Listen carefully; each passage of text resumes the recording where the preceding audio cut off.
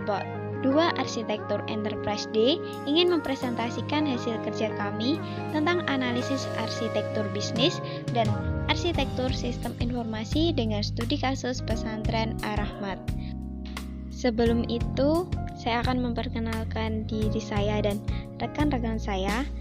Saya Yemi Madias Permata dengan NIM 682020075. Yang kedua ada Jessica Mambrasar dengan NIM 6820074.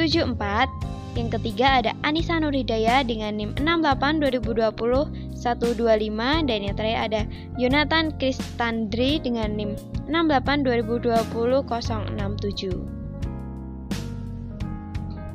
Adapun poin-poin penting yang kami bahas, yang pertama ada arsitektur bisnis, yang kedua ada gambaran arsitektur bisnis, yang ketiga ada arsitektur data, dan yang keempat ada arsitektur aplikasi.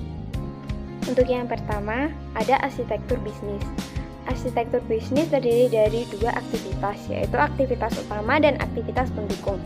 Di dalam aktivitas utama, terdiri dari satu, penerimaan peserta didik baru.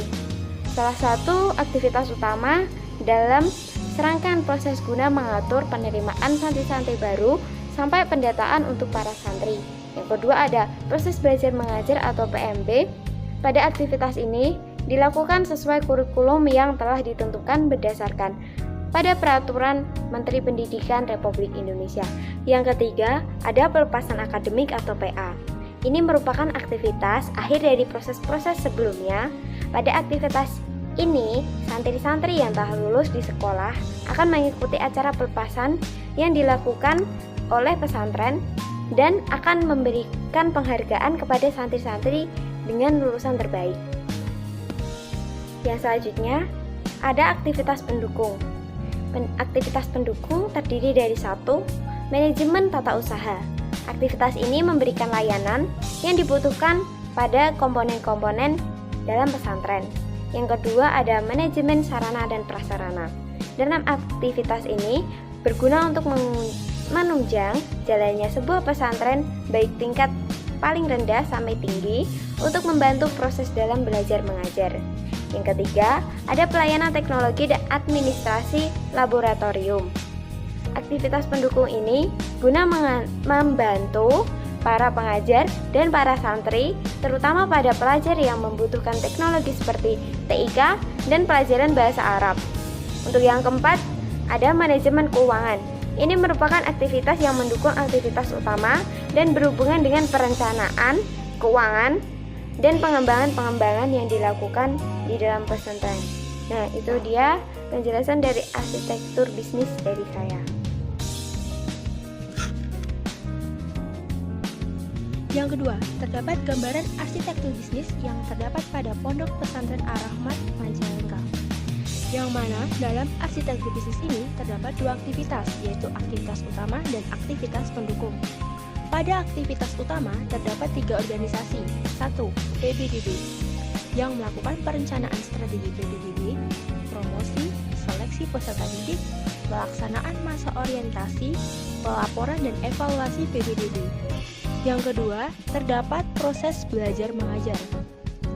Pada proses belajar mengajar, terdapat perencanaan operasional akademik, penetapan guru dan wali kelas, dan pengelolaan PBM. Yang ketiga, pelepasan akademik. Dalam organisasi ini, mereka melakukan berbagai aktivitas seperti penetapan syarat kelulusan, pembuatan ijazah, pengelolaan perpisahan, dan pelacakan alumni. Yang kedua, terdapat aktivitas pendukung, yang mana dalam aktivitas pendukung ini terdapat 4 organisasi. 1. MTU. Dalam organisasi MTU ini, melakukan pengelolaan data guru, laporan honor guru, pencatatan absensi, daftar urut pangkat, dan SKUMPTK, pelaporan mutasi pangkat guru. Organisasi kedua, yaitu MSP, yang memberikan dukungan manajemen sarana prasarana. Organisasi ketiga yaitu PKB, pelayanan teknologi dan administrasi laboratorium, pengawasan pelaksanaan praktikum TIK, bahasa Inggris dan Arab. Organisasi terakhir adalah MK yang melakukan anggaran dan penerimaan belanja organisasi, sistem akuntansi, dan pengelolaan dana BOS. Oke teman-teman, setelah tadi teman-teman sudah melihat arsitektur bisnis, lalu gambaran dari bagannya, di mana terdapat aktivitas-aktivitas yang dilakukan di dalam perusahaan. Sekarang teman-teman akan melihat arsitektur data. Di dalam arsitektur data terdapat data entity yang akan digunakan maksudnya untuk pembuatan aplikasi atau arsitektur aplikasi nantinya. Nah, data entity ini bertujuan untuk menghubungkan data dan fungsi-fungsi yang ada dalam perusahaan. Contohnya di dalam kotak-kotak berikut terdapat aktivitas bisnis yang pertama, yaitu penerimaan peserta didik baru atau PPDB dengan entity data panitia PPDB, calon santri baru, anggaran PSB, jadwal seleksi, persyaratan seleksi, proses seleksi, hasil seleksi, dan daftar ulang. Yang kedua, terdapat proses belajar mengajar atau PBM, di mana data entity-nya adalah kalender akademik, santri, guru wali kelas, kurikulum, jadwal pelajaran, mata pelajaran, daftar hadir, kelas, soal ujian, jadwal ujian, nilai, hasil pembelajaran, piket guru, dan laporan akademik. Yang ketiga, terdapat pengelepasan akademik, di mana ada jenis pelepasan, santri lulus, santri keluar, santri pindah, ijazah, dan rapor. Yang keempat, ada manajemen tata usaha, di mana terdapat guru, tenaga honorer, jabatan, kepangkatan, absen, dan mutasi. Kelima, terdapat manajemen sarana dan prasarana, di mana ada data entity-nya inventaris aset, penggandaan, dan laporan aset. Selanjutnya, ada pusat komputer dan bahasa, di mana terdapat entity data yaitu jadwal praktikum, SOP, inventaris aset, praktikum, dan yang terakhir manajemen keuangan, di mana terdapat data entity, anggaran pesantren, akuntansi pesantren, bantuan operasional pesantren, pengelolaan dana alokasi keuangan, dan laporan keuangan. Seperti itulah contoh dari arsitektur data. Saya akan mempresentasikan tentang arsitektur aplikasi. Jadi, arsitektur aplikasi diidentifikasikan berdasarkan pada 1. Kebutuhan informasi untuk mendukung pengambilan keputusan di tiap fungsi bisnis. 2. Kebutuhan pertukaran informasi antar fungsi bisnis. 3. Kebutuhan alat bantu di tiap fungsi bisnis. Berdasarkan kondisi existing, layanan jaringan yang akan diberikan berupa internet, basis data server, dan aplikasi server. Untuk layanan internet digunakan untuk akses informasi dan komunikasi, khususnya antar sekolah. Basis data server digunakan sebagai penyimpanan dan pengolahan data PPDB, PBM, dan PA. Aplikasi server dialokasikan untuk kepentingan penyimpanan aplikasi yang diperlukan sebanyak 21 aplikasi yang akan dijelaskan pada sub arsitektur aplikasi. Berikut urutan implementasi aplikasi. 1. Penerimaan siswa baru. Kode aplikasi AP1.1. Nama aplikasi. Aplikasi pendaftaran siswa baru.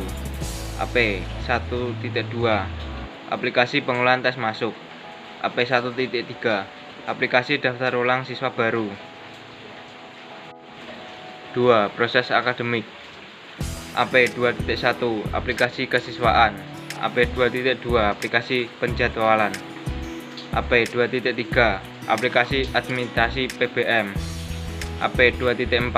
Aplikasi evaluasi PBM. AP2.5. Aplikasi pelaporan akademik. 3. Pengelepasan akademik. AP3.1. Aplikasi basis data alumni berbasis web. AP3.2. Aplikasi perlaporan raport dan ijazah. 4. Manajemen tata usaha. AP4.1. Aplikasi kepegawaian. AP4.2. Aplikasi absensi. AP4.3. Aplikasi RKA dan DPA. AP4.4. Aplikasi evaluasi kinerja pegawai. AP4.5. Aplikasi pelaporan administrasi tata usaha. 5. Manajemen sarana prasarana. AP5.1. Aplikasi inventarisasi. AP5.2. Aplikasi monitoring dan evaluasi. 6. Laboratorium. AP 6.1 Aplikasi Administrasi Laboratorium. 7. Manajemen Keuangan. AP 7.1 Aplikasi Administrasi Siswa. AP 7.2 Aplikasi Administrasi Guru. Sekian yang bisa saya sampaikan, terima kasih. Sekian presentasi dari kami. Apabila ada salah kata, kami mohon maaf. Terima kasih, Tuhan Yesus memberkati.